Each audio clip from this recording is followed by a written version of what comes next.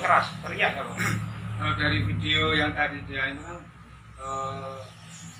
apa, semangat semangat ya, cuman terkadang dalam di suatu masalah ataupun dihadapi dengan satu masalah itu kita sudah ikut-ikut apa, tapi masalah itu tidak muncul kelar, dan kadang kita bikin mundur. Nah, untuk memupuk agar apa, semangat jangan sampai down. Oke, bagaimana kita menjaga stabilitas semangat di banyak permasalahan yang ada? Permasalahan sudah coba kita selesaikan kok masih sulit. Oke, itu intinya begini, kalau kita itu melakukan sesuatu betul-betul lillahi ta'ala, artinya ada unsur Allah, itu pertahanan kita itu lebih kuat agar tidak down. Jadi begini contoh, saat kita mengalami masalah di dalam organisasi atau perusahaan atau operasi seperti ini, kalau kita itu dasarnya hanya bekerja untuk meningkatkan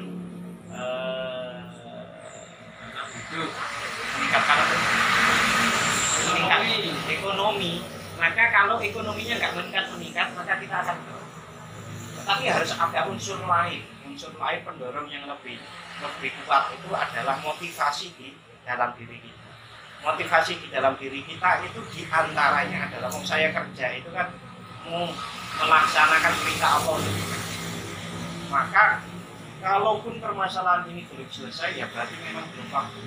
Tapi nyatanya kan banyak yang walaupun tidak bisa selesai 100%, tapi kan selesai. Artinya hari demi hari, minggu demi minggu, bulan demi bulan itu bisa kita lalui. Nah, itulah biaya kita memikirkan, menggali, merasakan. Itulah biaya dari yang namanya kita bekerja dalam rangka mengabdi kepada Allah. Artinya jadikan sulitnya perasaan menerima, jadikan sulitnya memikirkan metode-metode itu adalah untuk biaya inilah yang namanya saya beribadah, melakukan perintah Allah. Sabar ya, ikhlas. Iya, memang iya. Artinya gini Mas,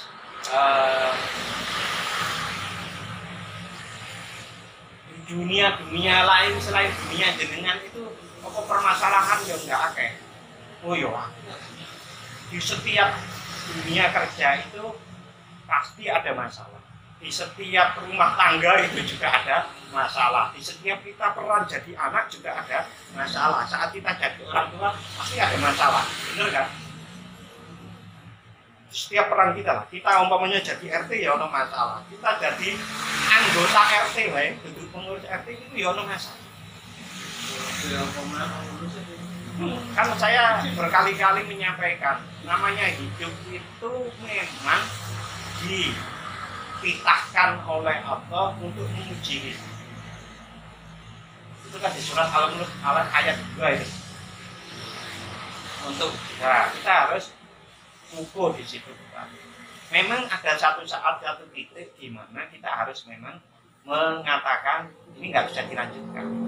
Kalau nggak bisa dilanjutkan memberikan mandorot, dilanjutkan tidak memberikan penyelesaian. Contoh, kita nggak punya uang, ada informasi ada modal besar, tapi modal besar itu ternyata adalah money laundering, kan nggak usah diterima. Nah, itu juga ujian. Saat kita menemukan sebuah peluang di tengah kesulitan, itu adalah juga ujian buat kita. Itu hampir sama juga. Kita menghadapi Pak RT. Pak RT itu mempunyai karakter yang tidak bisa ngomong. Pak RT ini tidak bisa ngomong. Bisanya itu adalah sebagai ketua perintah gitu. Ya maka kita juga harus mencoba menempatkan diri di situ, melihat itu sebagai ujian dari proses-proses yang kita lakukan. Oh, namanya Pak RT, umumnya Pak RT itu gantinya 5 tahun sekali. Yang nggak bisa terima kan di demo. Tapi kalau di demo itu mau menjadi lebih maslahah atau menjadi malah lebih jelek. Ya kalau nggak mungkin kita untuk semangat nyalakan, jangan mengutuk keadaan. Bikinlah satu keadaan yang ada sebagai satu peluang-peluang kita untuk bergerak. Kalau orang mengatakan jangan mengutuk kegelapan, nyalakanlah lilin, walaupun untuk diri kita sendiri. Kalau lilin itu kita jaga, terus kita kasih semprot, mungkin nyalanya lebih luas. Nyala lebih luas menerangi sekeliling. Nah, satu saat mungkin Pak RT itu akan, keadaan sudah terang, dia akan menyesuaikan dengan terangnya. Ya ibaratnya kalau kita itu punya bapak kita itu mau kita rubah. Bapak kita itu udah umurnya tua, mau kita rubah sulit sekarang. Maka yang bisa adalah kita bagaimana menyesuaikan dengan bapak. Itu Mas Radi. Ya, pokoknya dicoba. Nyalakan lilin di kegelapan itu walaupun untuk diri sendiri. Syukur-syukur kemudian menyebar. Daripada menutupi kegelapan, yang kegelapan itu kita singkirkan dengan susah. Intinya kan begini, satu saat yang namanya hujan itu akan reda, yang namanya malam itu akan menjadi pagi. Gitu ya Mas Topan. Ini harus sampai takutnya apa ya? Saya bingung mau tanya apa. Mau tanya apa? Ya itu filosofinya juga semua Pak. Nah, jadi begini. Orang yang bergerak pada tataran filosofis itu hampir semuanya bisa dijawab dengan filosofi itu. Tetapi begini,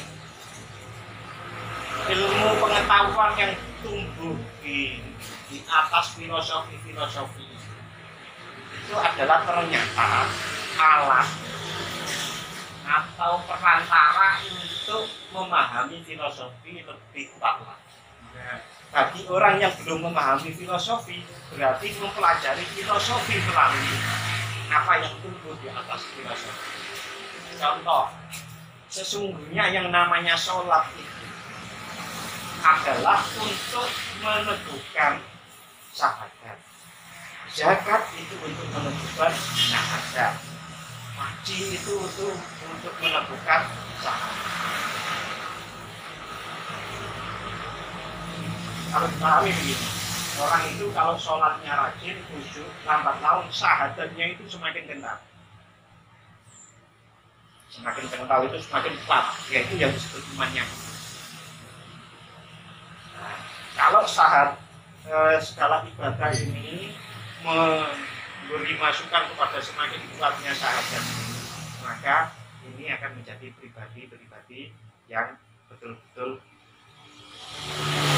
Muslim.